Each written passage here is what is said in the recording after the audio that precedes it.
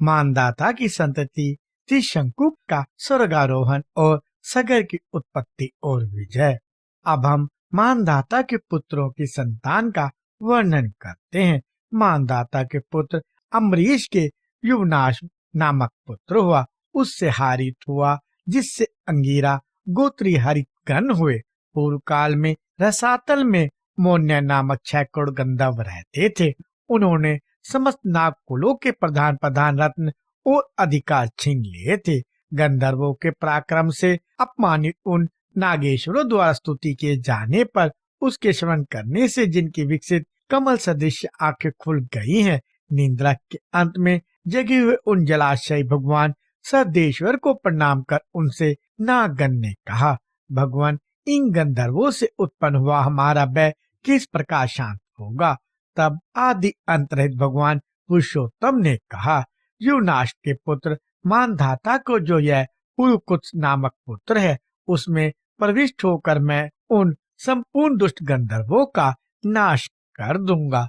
यह सुनकर भगवान जलशयी को प्रणाम कर समस्त नागाधिपतिगण नागलोट में लौट आए और पुरुकुत्स को लाने के लिए अपनी बहन एवं पुरुकुत्स की भार्या नर्मदा को प्रेरित किया।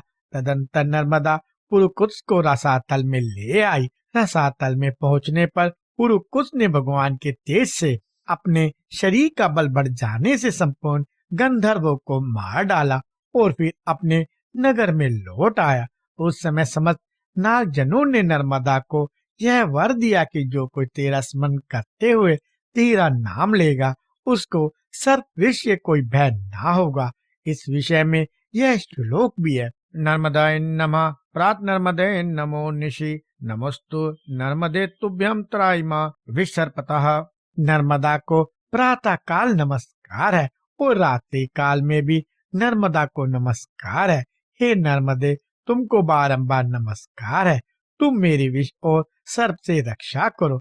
इसका उच्चारण करते हुए दिन अथवा रात्रि में किसी समय भी अंधकार में जाने से सर्प नहीं काटता तथा इसका स्मरण करके भोजन करने वाले का खाया हुआ विष भी घातक नहीं होता। पुरुकुत्स को नागपतियों ने यह वर दिया कि तुम्हारी संतान का कभी अंत ना होगा। पुरुकुत्स ने नर्मदा से त्रसज्जु नामक पुत्र उत्पन्न किया। त्रसज्जु से अरण्य हुआ, जिसे दिग्विजय के समय रावण ने मारा था। अरण्य के पृषदश के हर्षव, हर्ष के हस्त, हस्त से सुमना, सुमना से त्रिधनवा, त्रिधनवा से त्रयोरुणी और त्रयोयुनी के सत्यव्रत नामक पुत्र हुआ, जो पीछे त्रिशंकु कहलाया। यह त्रिशंकु चांडाल हो गया था। एक बार 12 वर्ष तक अनावृष्टि रही। उस समय विश्वामित्र मुनि की स्त्री और बाल बच्चों के पोषणार्थ तथा अपनी चांडालता को छुड़ाने के लिए वह गंगा जी के तट पर एक वट के वृक्ष पर प्रतिदिन मृग का मांस बांध आता था। इससे प्रसन्न होकर विश्वामित्र जी ने उसे सधे स्वर्ग भेज दिया। त्रिशंकु से हरिश्चंद्र, हरिश्चंद्र से रोहिताश, रोहिताश से हरित, हरित से चंचू, चंचू से विजय और वसुदेव, विजय से रूरक और रूरक से वृक का जन्म हुआ। वृक के बाहु नामक पुत्र हुआ, जो हेह और तालजंग आदि शत्रुओं से पराजित होकर अपनी गर्भवती पटरानी के सहित वन में चला गया था। पटरानी की सोच ने उसका गर्भ रोकने की इच्छा से उसे विष खिला दिया। उसके प्रभाव से उसका गर्भ 7 वर्ष तक गर्भाशय में ही रहा। अंत में बाहु वृद्धावस्था के कारण और मुनि के आश्रम के समीप मर गया। तब उसकी पटरानी ने चिता बनाकर उस पर पति का शव स्थापित कर उसके साथ सती होने का निश्चय किया। उसी समय भूत, भविष्य और वर्तमान तीनों काल के जानने वाले भगवान और ने अपने आश्रम से निकलकर उससे कहा, ऐ साध्वी, इस दुराग्रह को छोड़। तेरे उदर में संपूर्ण भूमंडल का स्वामी, अत्यंत बल पराक्रमशील, अनेक यज्ञों का अनुष्ठान करने वाला और शत्रुओं का नाश करने वाला चक्रवर्ती राजा है। तू ऐसे दुस्साहस का उद्योग ना कर। ऐसा कहे जाने पर वह अनुमरण सती होने की आग्रह से विरत हो गई और भगवान और उसे अपने आश्रम पे ले आए। वहाँ कुछ ही दिनों में उसके उस घर विष के साथ ही एक अति तेजस्वी बालक ने जन्म लिया। भगवान और ने उसके जातकर आदि संस्कार कर उसका नाम सगर रखा तथा उसका उपनयन संस्कार होने पर अब नहीं उसे वेद शास्त्र एवं भार्गव नामक आग्नेय शस्त्रों की शिक्षा दी। बुद्धि का विकास होने पर उस बालक ने अपनी माता से कहा, माँ यह तो बता, इस तपोवन में हम क्यों रहते हैं और हमारे पिता कहाँ हैं? इसी प्रकार के और भी प्रश्न पूछने पर माता ने उससे संपूर्ण वृत्तांत कह दिया।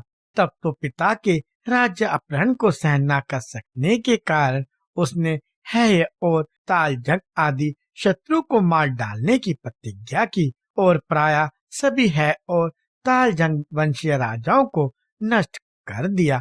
उसके पश्चात शक, यवन, काम्बोज, पारद और पहलवगन भी हताश होकर सगर के कुलगुरु वशिष्ठ जी की शरण में गए।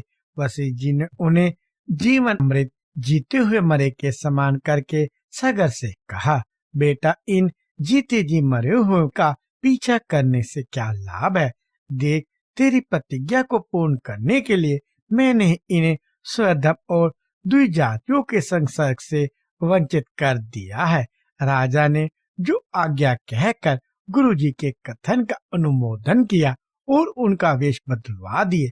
उसने यवनों के सिर मुंडवा दिए, शकों को अर्धमुंडित कर दिया, पारदों के लंबे लंबे केश रखवा दिए, पहलवों के मूछ दाढ़ी रखवा दी तथा इनको और इनके समान अन्य अन्य क्षत्रियों को भी स्वाध्याय और वस्त्रकार आदि से बहिष्कृत कर दिया। अपने धर्म को छोड़ देने के कारण ब्राह्मणों ने भी इनका परित्याग कर दिया, अतः ये म्लेच्छ हो गए।